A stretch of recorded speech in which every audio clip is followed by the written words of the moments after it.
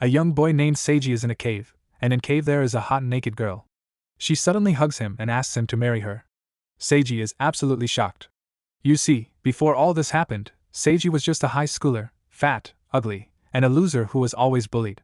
Suddenly, they get an announcement from someone claiming to be God. God sends them to another world where they have been summoned as heroes. But Seiji's stats are super low, so no group is willing to take him. Since he's left all alone, God gives him the skill of complete harvesting. So he arrives in the new world all alone. For 5 days he has nothing to eat or drink. Suddenly he comes across a brown fruit. He checks the stats, and it says it's the fruit of evolution. Seiji takes a risk and eats it. A strange voice says that he'll be getting the effects of the fruit soon. He gets nothing. Seiji sees a group of monkeys who are level 120, he himself is just level 1. A noob sneaks into their camp and steals their fruits of evolution and their highest grade recovery potions. Far away in a city, the rest of the students have been transported there. The student council president, Karen, is shocked that Seiji is the only one transported to another place. Karen is one of the few people who does not mock or bully Seiji. Meanwhile, Seiji is struggling with hunger, so he eats a mysterious mushroom. It turns out to be poisonous, so he eats the fruit of evolution. He immediately recovers and even gets the skill of poison resistance. That must be the power of the fruit of evolution. Suddenly, he's attacked by a powerful monkey who's too strong and defeats him. Just as it's about to eat Seiji, his intense body odor just kills the monkey straight out. The monkey gives out item drops, and Seiji also gets an upgrade in his fighting skills. The monkey also dropped all its knowledge, and despite not knowing the attacks, Seiji reads it quite easily. These monkeys are expert alchemists, so Seiji gets some alchemy and herb skills as well. Seiji realizes that this must be the complete harvesting skill he received from God, the power to get all possible loot and skills from anything he defeats. Suddenly, a voice says that it'll start evolution. All his bones break and reattach until he becomes a lean and handsome boy. All his skills are increased by 1000, and only the first step of his evolution is complete. This painful transformation will happen 9 more times. For the next 5 months, Seiji uses his newfound skills and the knowledge of the monkey to survive these harsh lands and upgrade his stats, even gaining the legendary water spirit's dagger, which gives him the power to control water. Then he goes through another painful bone-breaking evolution. He's gone through 9 evolutions, and there is only 1 left. Suddenly, he is attacked by a group of monkeys and a giant pink gorilla at a level over 700. The gorilla uses powerful attacks, and Seiji survives, which impresses the gorilla and makes it blush. The gorilla says its name is Saria and that she's interested in him. So Saria starts beating him up as a sign of love, just another girl sending mixed signals. After surviving everything, Saria says, "I love you," and takes him there to marry her. Saria gives him lots of good food to eat, and Seiji is too hungry to ignore it. Saria is really feminine and takes care of Seiji. Seiji wonders if he's right in rejecting her just because they're different species. Saria says that he can only eat 10 fruits of evolution anymore, and he'll die. Later, Saria goes to hunt, and Seiji uses this opportunity to run away. Meanwhile, the rest of the kids have been training at the royal palace for the past 5 months. They're frustrated because they want real experience fighting the demon lord. Zaki does not think they're ready. While everyone else is getting impatient and frustrated at Zaki, Karen and her friends decide to train sincerely. Back in the forest, Seiji reaches a creepy cave where he meets the Dark Lord Janus. Janus is level 1500, quite scary. He stabs Seiji, but Saria comes in between and takes the blow before dying. She thanks Seiji for coming into her life. Seiji starts regretting treating her differently just for being another species. He takes out the water spirit's dagger and fights Janus while declaring that he loves Saria. He uses the dash attack to surprise Janus and stabs him, finally defeating him. But Janus thanks him for showing true love.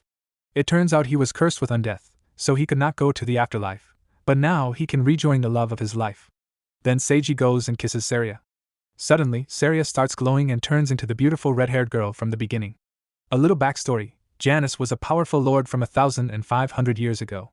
He and his maid, Marie, were deeply in love, but the emperor betrayed Janus, and Marie sacrificed her own life to save him.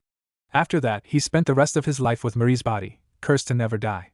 Seiji and Saria read a story and become very emotional, and Seiji gets tons of item drops from Janus's dark magic and high swordsmanship, amongst other useful skills. He also goes through his final evolution, becoming a very attractive boy. Saria becomes even more infatuated with him. The dungeon administrator for Janus's dungeon, Mr. Sheep, arrives and gives them a kit to cultivate the fruits of evolution and a new set of clothes. He teleports them outside the forest, and Seiji's new adventure begins. But a level 88 slime jumps at him, so he uses his newfound power and swordsmanship skills to blow it into oblivion. Then Seiji gets the powers of absorption and compression from the slime's item drop. Suddenly, his element turns into a robe. They finally reach the kingdom of Wimber. Seiji and Saria reach the guild and are welcomed by the sight of weird and perverted fetishes all over the place. The guild master, Gus L. Clute, invites the men to sign up for memberships while flexing his muscles. Gus L. and the receptionist, Aries, say that they must complete some tasks to see what they're fit for. They'll be supervised by an experienced A-rank guild member, Artoria the Calamity. With a kick-ass nickname like that, Artoria is quite rude to Seiji at first. They have to complete 3 quests. The first is to help an orphanage, for which Saria volunteers herself. The second quest is to demolish a building. Seiji accidentally breaks a wall, and the building falls over him. Artoria rushes to save him while thinking about how other people always get into bad accidents around her. She actually starts crying, but Seiji comes out quite safe and sound. Artoria scolds him for being so careless. Seiji realizes that despite her tough exterior, Artoria is actually a kind person. Next up, the final quest is to walk a dog. Pretty simple, right? Wrong. The dog is big, very big. Gus L. officially welcomes them into the guild and gives them money, which he pulled out from under his shorts. Geez, just how big is he down there? Anyway, Seiji has risen up to level 10. Later, Artoria takes them to kill 4 slimes, but one of them suddenly disappears. Artoria realizes that it's a teleportation trap set up by demons. She has to be careful of these traps, so she accidentally steps on one. Seiji and Saria jump after her, and they end up in a strange dungeon. Artoria scolds them for coming with her, but the 2 of them reply that they just want to protect her. Artoria is impressed. She gives them a guide stone. It'll guide them to their party members if a party member is in danger. It will glow red. Suddenly, Artoria steps in a trap which separates her from the other 2. It's unbreakable. Artoria has to go around to find each other. Seiji and Saria find a suspicious box which jumps at them, so Seiji fights back. The box disappears and a normal box appears. They get a ring of misfortune, which multiplies the wearer's luck by -2. What use is that? Suddenly, the guidestone glows red. Meanwhile, Artoria has been fighting for a long time and finally reaches the room of the Black Dragon God, the most powerful being in the Demon Lord's army. Meanwhile, Seiji and Saria's guidestone points at another wall, so Seiji starts punching it. Back to the fight, Artoria unlocks her berserk mode and puts up a good fight, but the Dragon God is way too strong for her and stabs her. Then he breathes fire on her, but Seiji and Saria arrive on time and save her. Saria gives her a recovery potion, while Seiji goes to battle the Black Dragon God. The enemy is level 5000. Seiji's special skills that he obtained up to now are not effective. The Dragon God prepares his most powerful attacks, so Saria tells him to use his water powers. He uses the Water Spirit's dagger and brings down a huge column of water on the Dragon God. Then he quickly uses his swordsmanship skills, strength, and speed to slice the Dragon God, killing him. He gets lots of legendary item drops, including the Dragon God's gem, which will improve his physical and magical stats a lot. He eats the gem and gains space magic. Finally, the dragon's backstory. Long ago, the Black Dragon God was a guardian deity, but the humans wanted to make weapons from his powerful materials. He betrayed him, and the one who saved him was the Demon Lord. However, the heroes of the humans defeated the Demon Lord and locked the Dragon God in his dungeon. The Dragon God vowed to avenge his fallen friend, the Demon Lord who saved him. Seiji cries and asks for forgiveness, then using the space magic he gained earlier, he teleports them all back to the kingdom of Wimber. Artoria apologizes for putting them in this situation. Seiji says that it's not her fault. Artoria says that it is her fault. She shows them her luck stats, -2 million. She's had it ever since she was born and has always brought misfortune to those around her. But the guild members were apparently worried about her, and they're glad she's safe. Seiji says that the others don't care how much bad luck she brings, she's still precious to all of them. This is too much for her, and Artoria runs away. Seiji follows her using the guidestone. She's crying, so he hugs her to console her. Suddenly, he remembers the ring he got earlier and puts it on her, since it multiplies luck by -2. Artoria's luck goes to +4 million. He promises to support her all her life. She blushes and runs away, and Seiji realizes that he just proposed to her. Seiji doesn't know how to deal with this. If Artoria finds out, she'll probably kill him later. Gus Cell and Ares tell Seiji about the Demon Lord who's about to be resurrected and about the nearby Kaiser Temple, which has summoned lots of heroes from another world. Seiji goes to the library to find out more. Meanwhile, in the Kaiser Temple, the king is angry that General Zaki has not put the summoned heroes to actual battle, so his advisor suggests that they send the heroes to the Barbaro Magic Academy without telling Zaki anything. They plan to put enslaving bracelets on the heroes to make them follow all their commands. Sachi reads some random books about magic, and his complete harvesting skill allows him to instantly gain those powers. Lightning, eyes, fire, it's all his. He also gets the power of magic creation, which allows him to create new magic skills. He gets annoyed because all this feels like a hack. He then goes to have lunch at a pub and starts talking with a commoner, Rans. He tells Rans about the Artoria and Saria situation. Rans suggests that he can love both women, while Lord, the bartender, suggests that he clarify what happened with Artoria. He goes to meet Artoria, and before he can say anything, she kisses him. Artoria says that she knows he did not mean marriage when he gave her that ring and that he already has Saria, but still, she's come to love him. Saria arrives just then and says she's ready to die, but she asks him to accept Artoria.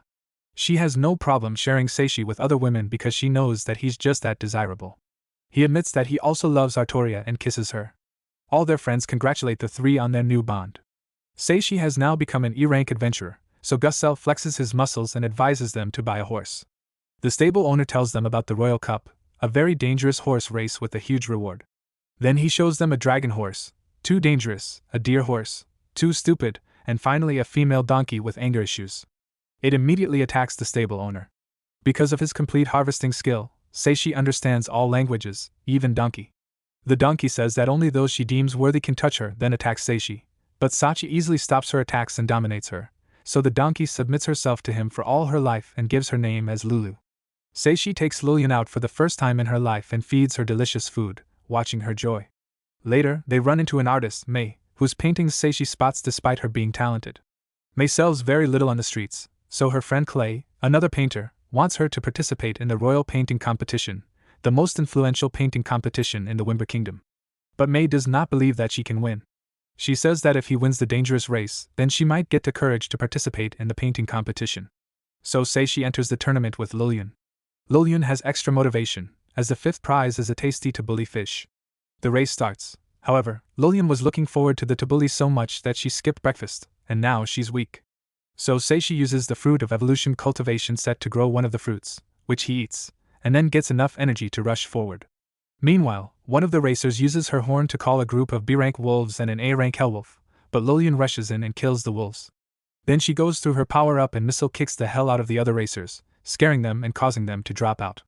Seishi and Lillian are the undisputed winners. Lillian starts crying because she wants the fifth place tabbouleh, but Seishi consoles her, and she gets emotional. Suddenly, she glows golden, and Lillian also turns into a human, a very naked human. Artoria does not take that well and punches him, while Saria shows her true gorilla form, proving that the fruit of evolution does this. Artoria takes Lillian to the tailor's and gets her new clothes.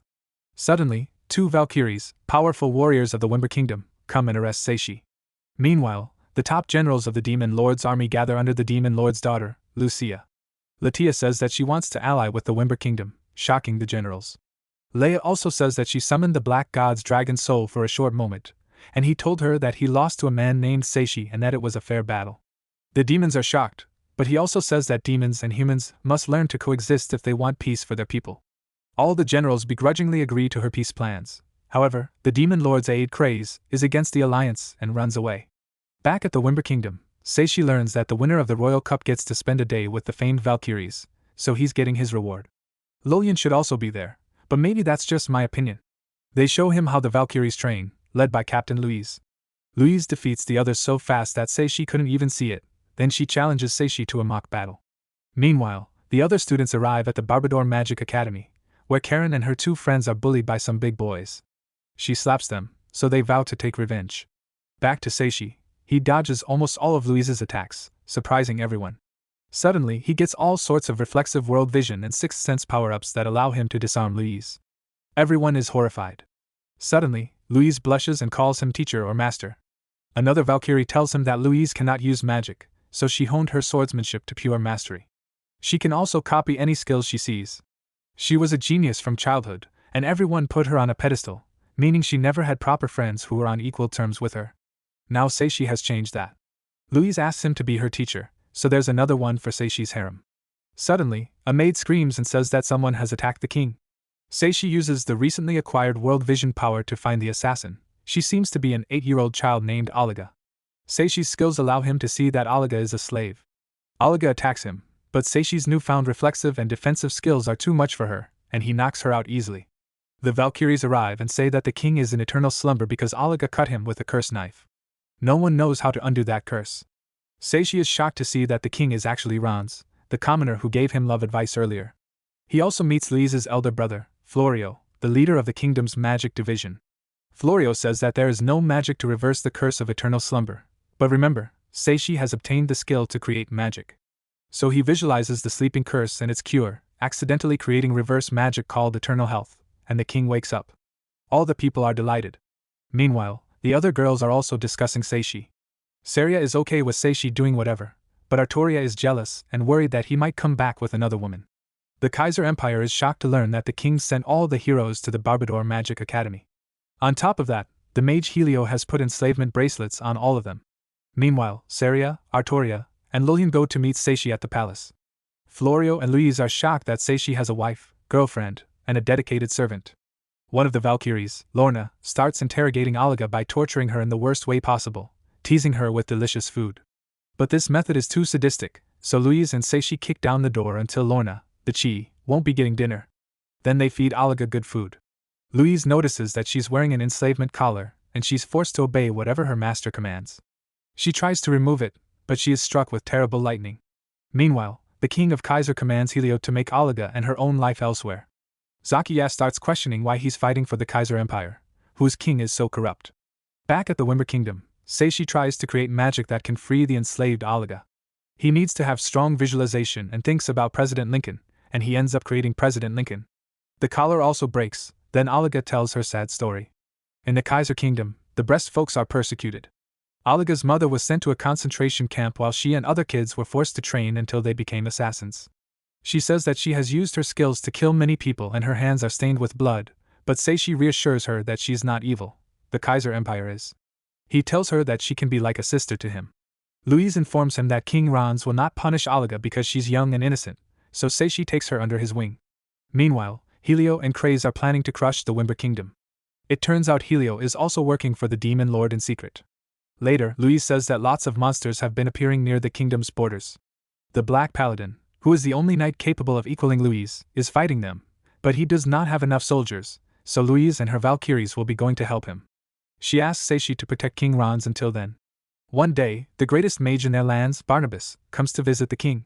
Florio is a major fan of Barnabas, even King Ranz bows before him. Barnabas is also the principal of the Barbador Magic Academy, where all the other kids are preparing their lives as NPCs. Suddenly, a soldier informs them that 5,000 boss-level monsters have appeared in the nearby forest. They have no Valkyries to protect them, as the Valkyries are at the border where a large number of monsters have covered the entire landscape. Louise uses her water god's blade to destroy many monsters, and the fight begins. Kraze watches while laughing, believing that the Wimber capital is defended by weak fighters. At the capital, Saria is ready to punch the monsters' skulls. Lilian will do anything to protect the city's delicious food, and Olga wants to protect this new home that took her in. The rest of the Adventurers Guild is also super hyped up. Gusel opens the battle by instantly killing one of the monsters, and all the others also take care of business pretty easily. Even the bar owner, Nord, was a legendary assassin once. Saria, Artoria, Lilian, and Olga also use their scary powers to defeat tons of monsters. Barnabas is also a scary monster with his powerful Chaos Rain and Chaos Tornado. Suddenly, another horde of monsters comes. They're all twice as powerful as the first horde. They're all S rank. The heroes and the soldiers start struggling and getting pushed back, so Seishi tries to envision magic that can attack all the monsters in the area without hurting the humans. He names it Judgment. Suddenly, black clouds cover the area, and lightning falls, hitting only the monsters, just as he envisioned. He probably just turned off friendly fire. The monsters are all wiped out, and all the heroes celebrate. The Judgment power falls on Kraze as well. Meanwhile, the death of the monsters means Seishi gets tons of experience points and tons of level ups. He's annoyed that he has gotten more and more cheats for this world and that he's too OP to enjoy normal progress. Barnabas is so impressed that he offers him a teaching position in his academy, but Seishi does not want to leave his girls behind. So Barnabas offers teaching positions for Artoria, student positions for Saria and Lilian, and a maid position for Olga. The girls are also excited to hear that they will depart only after Louise returns, so Seishi spends the day taking everyone out on dates, one by one, before the royal painting competition arrives. Clade is an abstract art piece which is really good. I think, look, I'm not an abstract guy, all I see in his painting are boots. As for May, she painted Seishi in a heroic pose like Napoleon. He says that the title of the painting is Hero, and it's dedicated to the man who gave her courage. She wins the tournament and gets an offer from a powerful duke to study painting in a prestigious academy. She asks him to be the model for her first painting when she returns. Then Louise and the Valkyries returns. She congratulates Seishi on getting the teaching position, although she won't be going herself. She needs to protect the kingdom. Meanwhile, Craze talks to the soul of the demon lord and commands him not to waste time resurrecting him. For that, Craze will need to create lots of despair, death, and chaos. They decide to attack the barber, their magic academy. If these students with bright futures are to be killed, then that will surely create enough despair to resurrect the demon lord. Back at Winberg, Seiji and the group thank everyone for everything and leave for the academy. Seishi is really looking forward to his life in the academy alongside the people closest to her. Subscribe for more videos like this, turn on the notifications, and leave a like to help the channel out. Thank you for watching.